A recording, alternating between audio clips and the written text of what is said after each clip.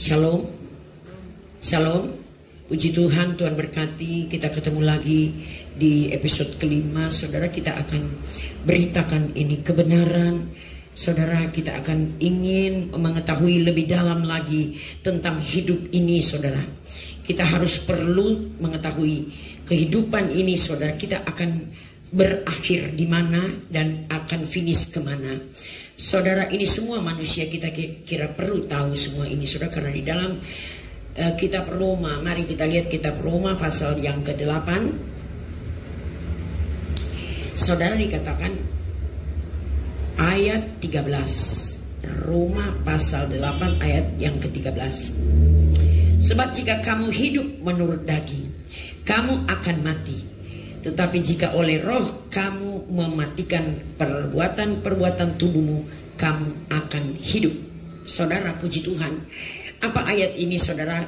Pertama saya bingung. Saudara, apa kalau kita hidup dalam rohani kita tidak akan mati? Ya, saudara, sedangkan ini semua manusia mati. Saudara, sebab jika kamu hidup menurut daging, kamu akan mati.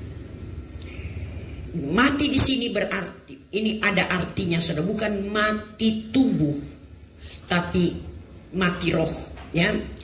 Kamu akan mati, ini mati tubuh. Tetapi jika oleh roh kamu mematikan perbuatan-perbuatan tubuhmu, kamu akan hidup. Saudara, hidup ini bukan ini hanya hidup sekian tahun, ya.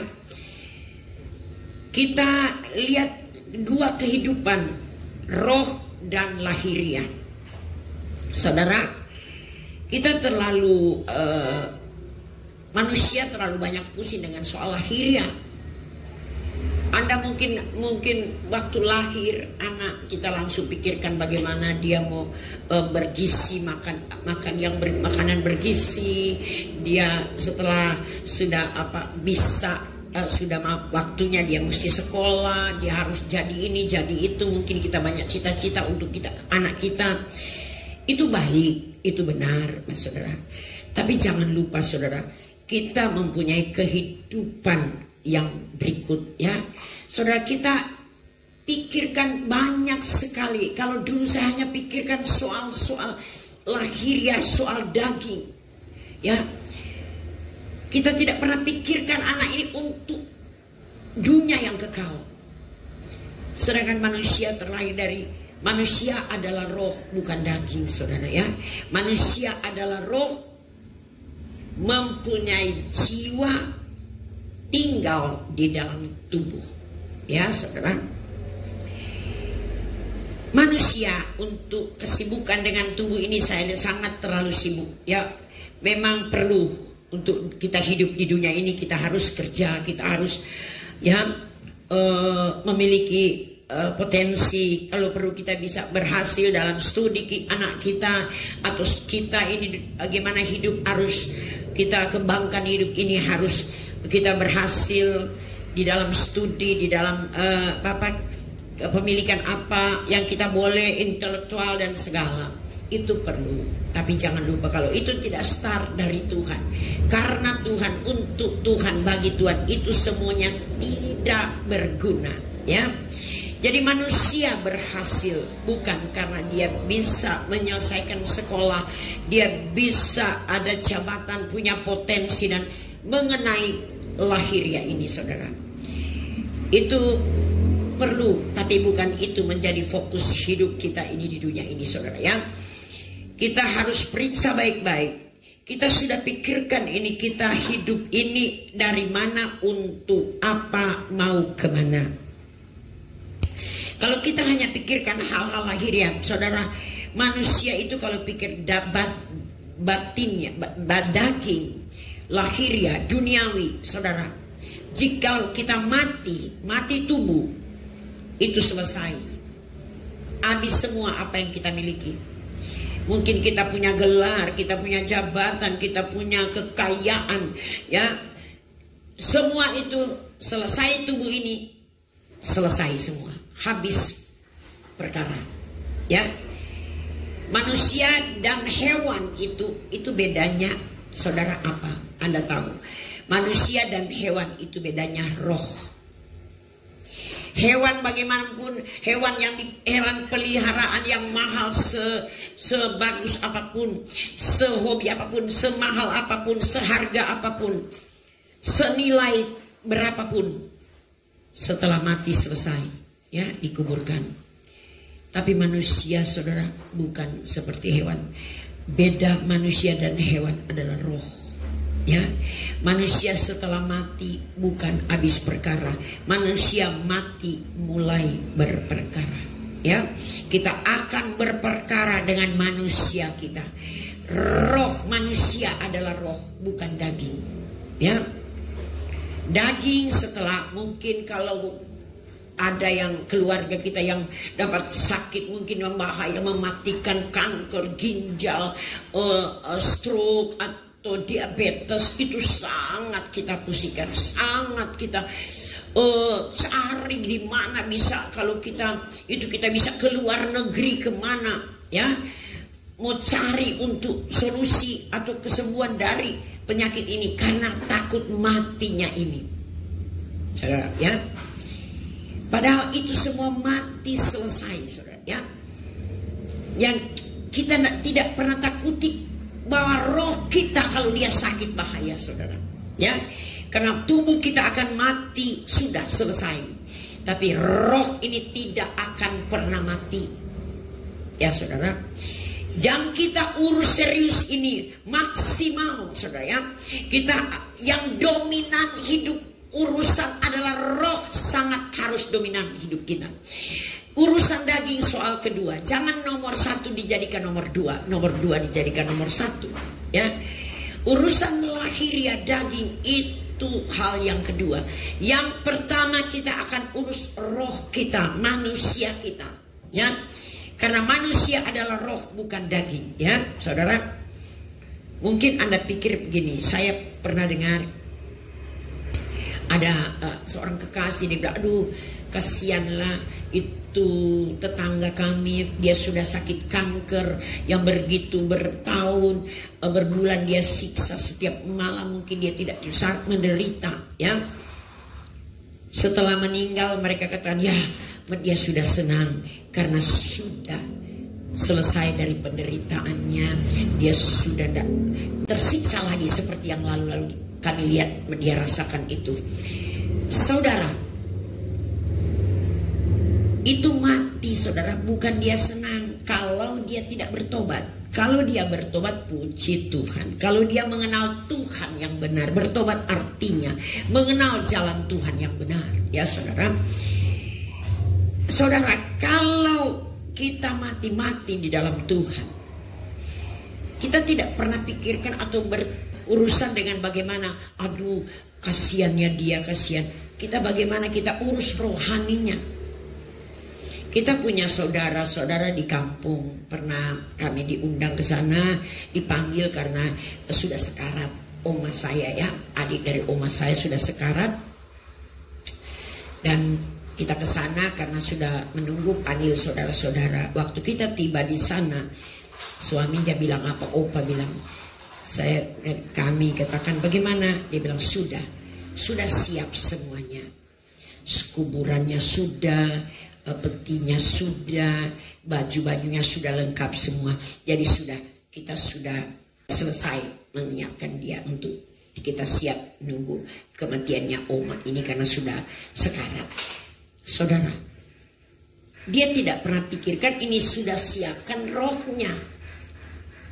Bukan siapkan itu yang diperlukan, saudara. Itu perlu, tapi yang paling penting sudah siap rohnya untuk menghadap. Ya, saudara. Kalau manusia itu kita, ya, selalu kalau pikir itu selalu konotasi manusia itu adalah lahiriah. Bahwa kita sudah siap kuburan, sudah siap apa. Saudara sudah siap mungkin sampai apalagi di kampung-kampung itu ada paket-paket kematian, paket-paket kedukaan dan perkawinan itu sudah dipaketkan, sudah dibuat seperti arisan, ya. Jadi sudah tidak perlu takut lagi soal-soal itu. Bukan itu saudara, itu bagian, tapi yang penting Anda sudah siap. Ini orang meninggal ini punya roh akan menghadap. Kita lihat dalam Wahyu pasal yang ke-13 ya. Kita lihat Wahyu pasal yang ke-13. Kita lihat Wahyu pasal 14, Pasal 14 ayat yang ke-13 ya. Dan aku mendengar suara dari surga berkata, tuliskan, berbahagialah orang-orang mati yang mati di dalam Tuhan.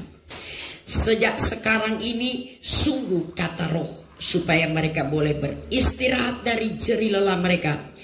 Karena saudara, karena segala perbuatan mereka menyertai mereka. Jadi saudara, mati bukan selesai habis perkara, tapi semua kehidupan kita akan diriwayat nanti kalau kita akan pulang, saudara ya. Puji Tuhan. Makanya dikatakan kita orang musafir, orang hanya pendatang. Ini dunia bukan negara kita, saudara ya. Saya katakan dunia ini ada negara ada 3 ya. Negara kerajaan dunia akan berakhir, dan 2 negara ini tidak akan ada akhirnya. Ya, kita akan finish di sini. Siapapun dia, Anda percaya atau tidak, siap atau tidak, saudara, kita semua akan finish kedua dunia ini. Anda tidak bisa lari dari kenyataan ini, saudara ya. Jadi puji Tuhan, saudara, kalau Anda bisa, karena Anda bisa mengerti ini sangat luar biasa, saudara ya. Kita mau cari mengerti hal-hal ini sesuai firman yang kita sudah baca-bacakan. Ini Alkitab ini, kitab suci ini tidak akan dibatalkan ya. Ini pasti ya dan amin, dan ini sangat-sangat konkret, tidak bisa dibatalkan ya. Ini Alkitab tulis, kitab suci menulis ini akan terjadi semua. Saudara, kita lihat, jadi manusia mati akan kelakuan akan menyertai dia. Mungkin ada orang katakan ya, sudah, kalau kita sudah mati, sudah selesai, sudah. Yang penting kita sudah mati, kita sudah tidak tahu. Biarkan mereka, ya, sudah mati, sudah senang. Saudara, kalau Anda mati, saudara, bukan Anda sudah tidak tahu. Mati Anda lebih sadar daripada sadar di daging. Daging ini hanya sadar tidak komplit, tidak sempurna. Makanya firman Tuhan bilang, kalau sakit itu betul-betul sakit. Misalnya menderita itu menderita di neraka itu menderita. Tidak ada semenderita seperti di dunia ini, di daging lahiriah ini. Begitu juga berbahagia. Kata firman Tuhan, tidak ada bahagia seperti surga dan seperti roh Anda akan bahagia di sana. Tidak ada di dunia ini bahagia seperti di surga. Begitu juga penderitaan di dunia ini, tidak ada sependerita itu masuk neraka, di neraka. Jadi kalau Anda menderita, ini menderita sebagian. Anda bahagia di dunia ini walaupun Anda kaya, sehat dan lain sebagainya, itu hanya bahagia tidak sempurna. Bahagia sempurna hanya di dalam Tuhan, siksa sempurna hanya di neraka. Dan saudara, kita perlu ketahui ya saudara, jadi jangan kita takut akan tubuh ini. Mungkin kita berpikir selesai mati sudah tidak rasa lagi. Saya mau ingatkan saudara ya, puji Tuhan. Saya kasih contoh. Misalnya saya ambil pisau, saya potong tanganmu, kamu hidup. Kamu masih hidup, saya potong tanganmu. Tanganmu yang jari ini saya potong. Kalau Anda hidup, sakit enggak? Itu pasti sakit. Ya, pasti Anda berteriak dan segala, tidak akan mau. Tapi kalau Anda sudah jadi mayat, sudah mati, ya, sudah tidak tahu, mati mungkin dalam senyum. Kita ambil pisau, kita potong, kita mutilasi, Anda potong leher, potong apa. Kira-kira Anda marah enggak? Anda sakit enggak? Ini kita kasih contoh, saudara. Penting ini saudara. Anda sakit enggak? Kalau Anda mungkin mati senyum, tetap Anda senyum. Saya sudah angkat tangan sebelah, sudah dipotong, pasti tetap senyum. Sudah potong kepala, tetap kepala senyum. Itu tanda tidak sakit lagi. Nah, di sini yang kita bisa tahu, berarti yang sakit yang mana? Yang daging ini, tubuh daging ini, atau rohmu yang sakit? Kalau mati, rohmu sudah cabut keluar dari tubuh dan dipotong tidak sakit, berarti yang sakit, yang membawa Anda sakit yang mana? Ini roh yang sudah pergi sehingga dagingmu tidak sakit lagi. Amin. Dan ini saudara kita perlu tahu. Jadi yang kalau kita mau terima hukuman kekal ini sangat sakit, saudara. Ini siksa 7 kali dipanaskan. Bagaimana siksanya kita di dunia ini, mungkin kita terjepit, kena api atau apa. Tidak sesiksa roh yang akan sakit di sana. Ya, kalau kita dihukum. Begitu juga kalau Anda hidup benar, hidup bahagia, tidak ada sebanding kebahagiaan yang Anda akan terima dan saya. Amin. Puji Tuhan, Tuhan berkati. Jadi saudara, jangan tertarik dengan dunia ini. Ya, jangan tertarik dengan semua yang ada di dunia ini. Anda boleh hidup beradaptasi dengan dunia, hidup cari apa yang Anda butuhkan di dunia, tapi jangan Anda terlalu serius. Ya, ini hal-hal yang akan berakhir.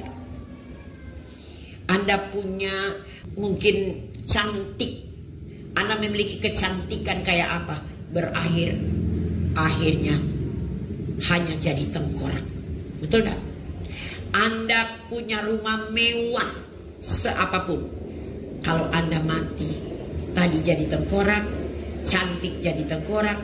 Kalau Anda mati tinggal ada kuburan, Anda tinggal di kuburan. Itu lahirnya.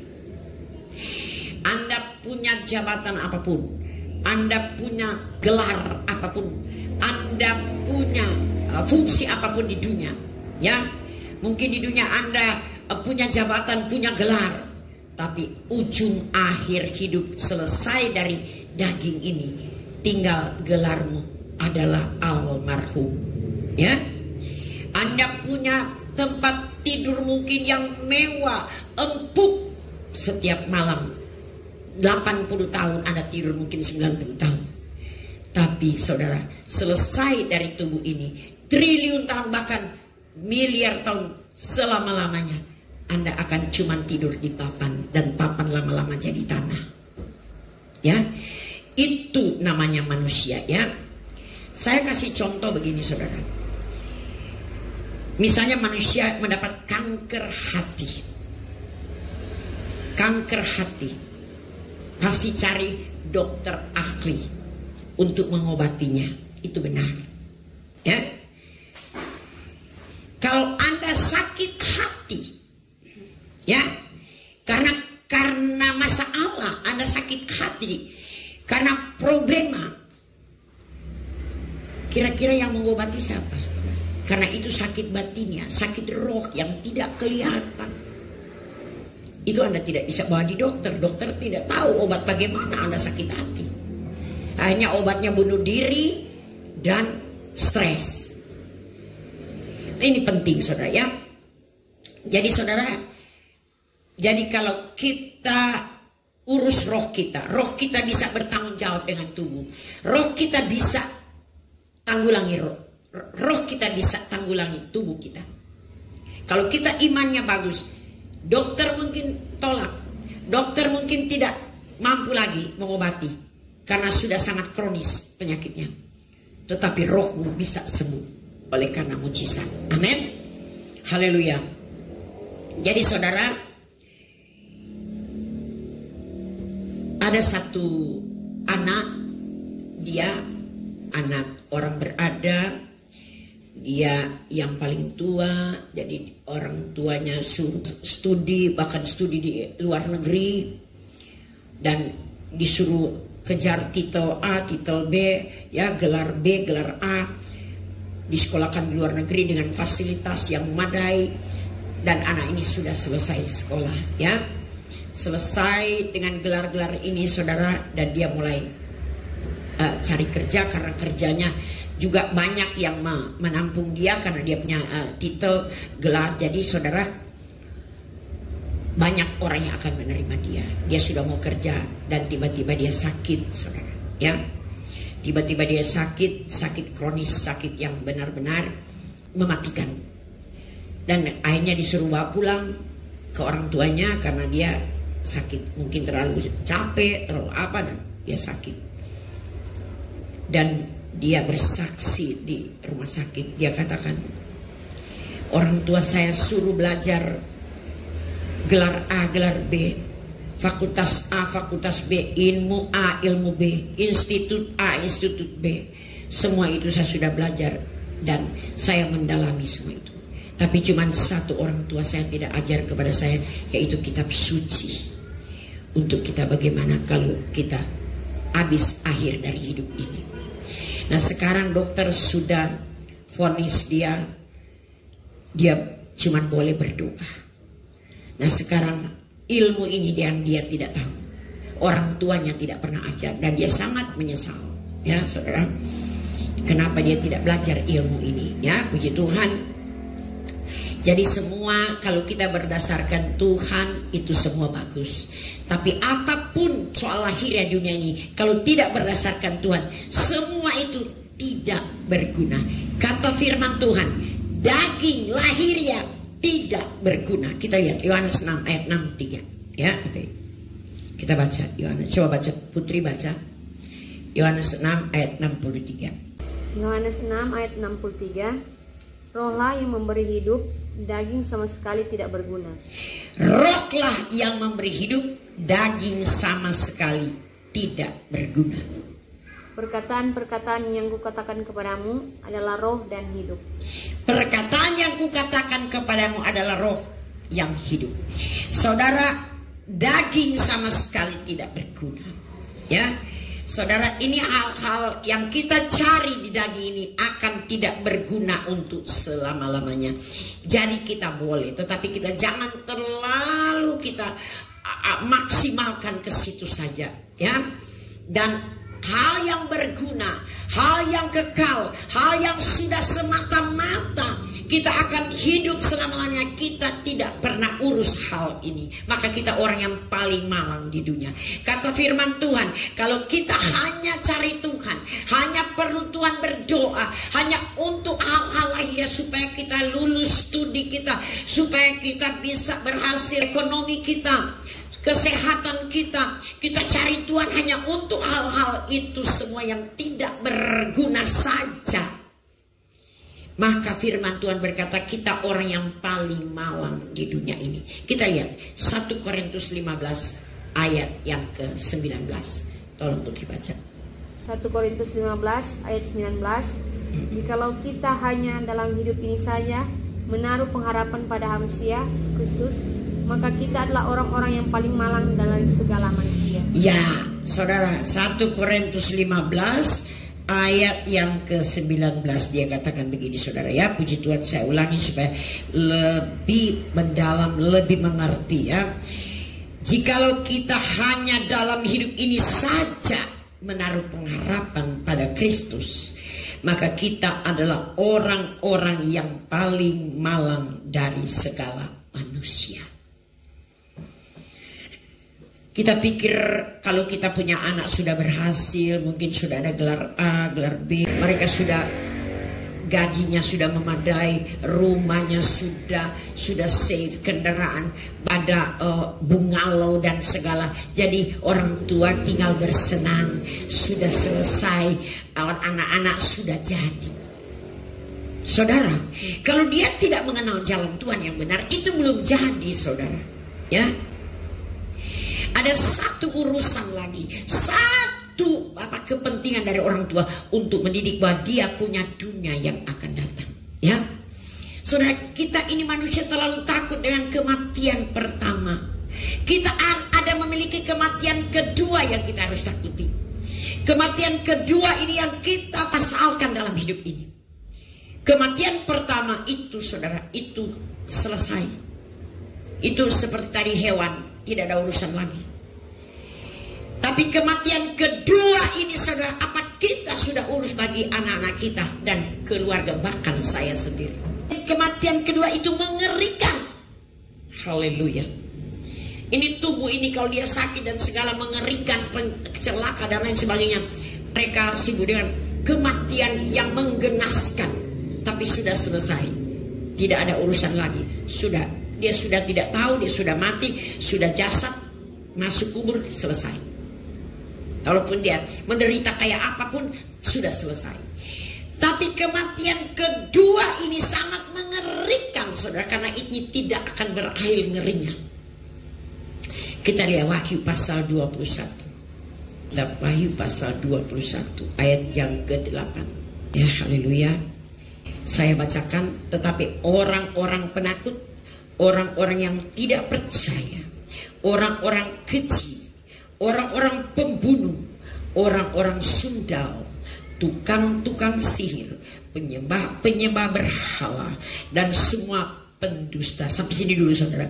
Sundal, tukang-tukang sihir, penyembah berhala, dengar baik-baik, dan semua pendusta. Awas dusta. Kelihatan dia tidak tukang sihir seperti di atas, dia tidak pesundal, dia bukan orang keji, dia bukan pembunuh di atas, tapi semua pendusta sama satu kloter saudara, sama. Ya, hati-hati saudara, kita periksa baik-baik, jangan menyesal kemudian, karena ini firman tidak dapat dibatalkan. Kita lanjut. Semua pendusta, mereka akan mendapat bagian mereka di dalam lautan yang menyala-nyala oleh api dan belerang. Dengar baik-baik. Inilah kematian yang kedua. Haleluya. Ini yang perlu kita persoalkan sekarang, apalagi ini sudah hari-hari terakhir, dekade akhir. Ya. Dunia sudah mau akan berakhir. Apa kita sudah urus urusan ini saudara? Ini penting, sangat penting. Yang ada pada manusia, yaitu roh, jiwa, dan tubuh. Roh ini yang kita harus mengurus, yang urgen, yang utama, yang false, yang primer, yang penting. Jadi itu daging lahirnya, itu soal kedua, ketiga, dan seterusnya.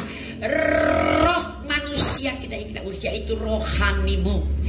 Roh itu artinya hidup dalam kebenaran, kebenaran yang hakiki, ya, bukan kebenaran asal-asalan saudara. Ya, prioritaskan rohmu saudara, fasilitasi rohmu dalam mengurus sekarang ini saudara, yaitu rohani, yaitu roh batinnya, iman, ya, iman batinnya, rohmu, perbuatan baikmu. Mari kita sekarang mengurus lebih serius lagi saudara, ya, mengoptimalkan itu. Jangan kita hanya biasa-biasa itu, apalagi ini sudah live streaming, sudah kurang ketemu satu dengan yang lain, saling menguatkan sudah kurang, tinggal live streaming. Jadi saudara, mari kita lebih mencari, kita mencari masing-masing dengan sungguh-sungguh. Kita cari bagaimana kita bisa dapatkan hal-hal yang lebih paham lagi tentang ini semua saudara, ya, terutama cara hidup kita setiap hari, hubungan dengan Tuhan, bagaimana kita ada harmonis dengan Tuhan, satu roh dengan Tuhan, satu karakter dengan Tuhan, satu keinginan dengan Tuhan, satu kehendak dengan Tuhan. Jadi saudara, kita mesti urus urusan ini saudara, yang terlalu penting, ya. Jadi kita urus untuk bagaimana manusia akan mengalami mati yang kedua. Kita jangan terlalu takut kematian tubuh ini saudara. Tubuh ini setelah mati berakhir sudah tidak ada urusan lagi, ya. Jadi jangan kita terlalu sibuk dengan urusan tubuh yang tidak ada urusan lagi. Makanya firman Tuhan katakan manusia itu seperti hewan. Kalau dia tidak mengenal Tuhan yang benar, itu seperti hewan. Itu di mana? Pengkhotbah 3 ayat 18. Pengkhotbah pasal 3 ayat ke-18. Kita baca bersama saudara supaya Anda bisa tahu manusia itu apa sebenarnya. Pengkhotbah pasal 3 ayat 18 tentang anak-anak manusia. Aku berkata dalam hati, Yahweh hendak menguji mereka dan memperlihatkan kepada mereka bahwa mereka hanyalah binatang. Bayangkan Alkitab tulis binatang, hewan. Manusia itu kalau tidak dalam Tuhan, rohnya tidak baik, rohnya tidak terurus, rohnya tidak dirawat, ya, kebenarannya tidak ada di dalam dia, ya, rohaninya tidak bagus, rohnya, imannya tidak ada, tidak bagus, tidak baik. Itu manusia sama dengan tadi apa? Binatang, hewan. Istri orang diambil, suami orang diambil, membunuh kayak kebun binatang. Manusia itu dibunuh seenaknya. Saudara, manusia itu ciptaan Tuhan. Saudara, berani Anda habiskan manusia satu itu, saudara. Anda bunuh manusia satu, Anda bunuh ciptaan Tuhan. Anda harus bertanggung jawab kepada pencipta. Ya, kalau hewan, binatang seperti Alkitab tadi katakan, itu mereka saling membunuh, saling tanduk, saling segala, itu binatang. Di kebun binatang, hewan. Bahkan kalau binatang seperti anjing, hewan apa lagi? Saya tahu anjing, kami dulu pelihara anjing. Dia suka makan anaknya. Ya, saya dengar singa juga begitu. Dia makan anaknya sendiri, saudara. Ya, karena itu hewan. Tapi jangan, manusia itu kalau tidak rohaninya bagus dan baik dan tidak diurus rohaninya, kelakuannya, rohani itu kelakuan roh, saudara. Itu saudara, dia sama dengan hewan, binatang tadi Alkitab katakan. Ini kitab suci katakan, bukan Ibu Lance, ya. Jadi puji Tuhan saudara, jangan kita terlalu sibuk dengan mati tubuh. Kita jangan terlalu sibuk dengan urusan tubuh lahiriah. Mungkin Anda sakit hati karena masalah apa, saudara, tapi urus rohmu. Di situ kamu akan ada kebahagiaan dalam roh. Makanya kalau Anda ada masalah, mungkin sakit atau ekonomi dan lain sebagainya, saudara, urus rohmu, karena rohmu akan menghibur Anda. Rohmu itu akan memberitahu kepada dagingmu tidak berguna, tidak usah takut, karena rohmu bagus, Anda berkelakuan bagus, ya, berkelakuan baik, berkelakuan jujur, Anda hidup benar, dan di situ Anda akan dapat kebahagiaan dari Tuhan. Ya, jangan terlalu takut dengan hal-hal lahiriah ini, saudara. Ya, firman Tuhan bilang Anda orang yang paling malang kalau Anda cuma terlalu sibuk dengan lahiriah. Datang kepada Tuhan cuma urusan minta lahiriah. Datang kepada Tuhan cuma karena Anda sakit ingin sembuh. Kalau sudah sembuh, gimana? Lupa Tuhannya. Saudara, jangan urusan dengan Tuhan hanya untuk supaya Anda bisa punya rumah, tidak punya rumah. Anda tidak pernah pikirkan Anda punya tempat di akhirat atau tidak. Ya, saudara, Anda tidak usah terlalu urus untuk itu ke Tuhan. Tapi kalau Anda minta, Tuhan, ajarkan saya selalu berbuat benar, berkata jujur, tidak ingin duniawi, tidak ingin barang orang lain, tidak iri dengan orang lain, tidak sombong, saya tidak pemarah, saya tidak menyimpan kesalahan orang. Lidah saya tidak pakai untuk berdusta. Ya, mata saya tidak pakai hanya untuk menonton film dan segala. Ya, nonton atraksi yang tidak berguna. Tapi mata saya suka pakai baca kitab suci, ya, dan melihat hal-hal yang baik. Ya, saya tidak akan melihat hal yang hampa mata saya kalau Tuhan tidak kasih buta. Saya tidak tunanetra, saya tidak buta. Ya, saya boleh melihat mata ini, saya ingin lihat, saya mau melihat barang-barang yang bukan untuk dosa, ya, ya. Sedangkan tunanetra itu, saudara, mereka rohaninya bagus-bagus, saudara, ya. Padahal mereka tidak melihat, tapi mereka tahu sekali, sangat tahu dengan roh, dengan Tuhan. Saya melayani tempat tunanetra, saudara. Mereka sangat serius dengan roh mereka, saudara, ya. Awas mata kita pergunakan usaha di dalam kitab Mazmur 119 ayat 37, ya. Firman Tuhan berkata, lalukanlah mataku daripada melihat hal yang hampa. Lalukan mataku daripada melihat hal yang hampa.